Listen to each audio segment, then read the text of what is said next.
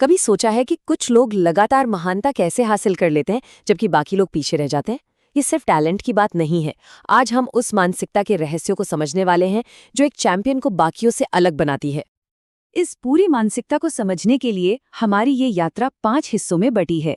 हम शुरू करेंगे एक चैंपियन की दृष्टि से, फिर देखेंगे कि निरंतरता की कीमत क्या होती है, तैयारी की शक्ति को समझेंगे, हार से सीखने की कला जानेंगे और आखिर में इस बात पर आएंगे कि असल में जीतना ही प्रक्रिया है। तो चलिए पहले सिद्धांत से शुरू करते हैं। महानता बाहरी दुनिया में जाहिर होने से बहुत पहले किसी के मन में पैदा होती है। ये सब कुछ एक विजन, एक दृष्टि के बारे में है। ये एक बहुत ही शक्तिशाली विचार है। मतलब इससे पहले कि कोई और विश्वास करे, इंसान को खुद को बिना किसी सीमा के देखना होता है। ये सिर्फ पॉजिटिव थिंकिंग नहीं है, ये किसी की पहचान की नींव है। चलिए इसको एक असली उदाहरण से समझते हैं। सोचिए एक 19 साल का टेनिस खिलाड़ी नोवाक जोकोविच, जिसे उस समय ज्यादा लोग नहीं जानते थे, और वो एक ग्रैंड स्लैम में एक बहुत बड़े दिग्गज का सामना करने वाला था। अब ये सिर्फ घमंड नहीं था, नहीं, ये उस अंदरूनी विश्वास का एक साहसी पब्लिक डिक्लेरेशन था। वो दुनिया को बताने के लिए तैयार थे कि उनके मन में क्या चल रहा है। उन्होंने वो नतीजा अपने दिमाग में पहले ही देख लिया था। और यहीं पर एक बहुत जरूरी फर्क सामने आता है। दुनिया जिसे अहंकार समझ सकती है, एक चैंपियन उसे विश्वास कहता है। ये बाहरी धारणा और अंदरूनी दृढ़ विश्वास के बीच की लड़ाई है। यहाँ पर असली फर्क साफ हो जाता है। चाहना मतलब बस उम्मीद करना कि चीजें हो जाएंगी, लेकिन विश्वास करना वो एक्टिव है। वो हर दिन वो काम करने के लिए मजबूर करता है जो उस विजन को हकीकत बनाने के लिए जरूरी है। तो ये विश्वास एक्शन में कैसे बदलता है? ये बदलता है रोजमर्रा की मेहनत से, और यहीं पर निरंतरता की कीमत समझ आती है। 5 ये नंबर सुनने में तो छोटा सा लगता है ना, लेकिन बास्केटबॉल के इतिहास के सबसे महान शूटरों में से एक के लिए ये नंबर ही सब कुछ है। ये स्टेफन करी का नियम है। देखिए, उन्होंने सिर्फ प्रैक्टिस नहीं की, उन्होंने एक ऐसे स्टैंडर्ड पर प्रैक्टिस की जिसे कोई और मेंटेन करने को तैयार नहीं था। बात सिर्फ काम पूरा करने की नहीं है, बात उसे परफेक्शन के साथ खत्म करने की है। ये है जीत का नुस्खा। एक ऐसा सपना जो नामुमकिन लगे और उसके लिए बिना रुके की गई मेहनत। मगर असली जादू तो उस तीसरे स्टेप में है। ये उन दिनों के बारे में है जब मेहनत करने का मन नहीं करता, महानता वहीं गढ़ी जाती है।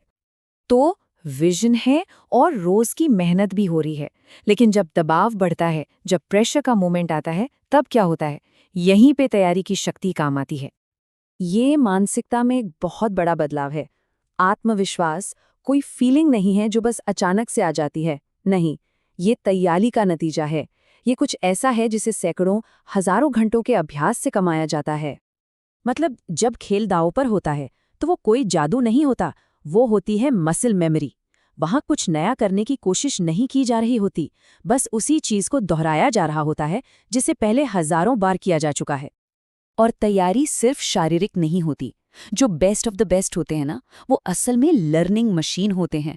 वो अपने कोच की बात ध्यान से सुनते हैं, वो छोटी छोटी डिटेल्स पर गौर करते हैं, और वो हमेशा खुद को बेहतर बनाने के तरीके खोजते रहते हैं। ये मानसिक तैयारी ही उन्हें बाकियों से अलग करती है। लेकिन जीत का रास्ता कभी भी सीधा नहीं होता, और यह हमें इस प्रक्रिया के सबसे गलत समझे जाने वाले हिस्से तक ले आता है, असफलता यानी फेलियर। ये वो निर्णायक पल है जब असफलता मिलती है तो किसी का रिएक्शन ही सब कुछ तय करता है। क्या इसे रुकने का बहाना बनाया जाए या फिर आगे बढ़ने का ईंधन? ये है सेरेना विलियम्स की मानसिकता का निचोड़। हार अंत नहीं है, वो एक सबक है। ये एक फीडबैक सिस्टम है जो बताता है कि सुधार कहाँ करना है। तो सफलता एक सीधी रेखा नहीं है, ये ठोकर खाने, फिर उठने और फिर से विश्वास के साथ अगला कदम उठाने की एक अनएंडिंग सीरीज है, भले ही आगे का रास्ता साफ दिखाई न दे रहा हो। तो विजन, निरंतरता, तैयारी और असफलता से सीखने के बाद ये सब हमें कहाँ ले जाता है? ये हमें जीत के मतलब को ही फिर से समझने की ओर ले जाता है। ये आखिरी और सबसे जरूरी मानसिक बदलाव है।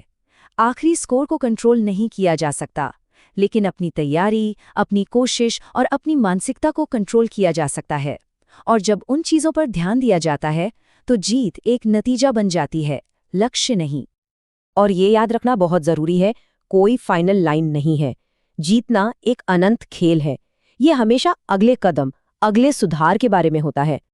हमने एक चैंपियन का पूरा रोड मैप देखा है, विजन से लेकर प्रक्रिया तक। तो अब सवाल ये है, अगला कदम क्या है? आज वो एक छोटा सा काम क्या है जिसे पूरा करके इस प्रक्रिया को शुरू किया जा सकता है?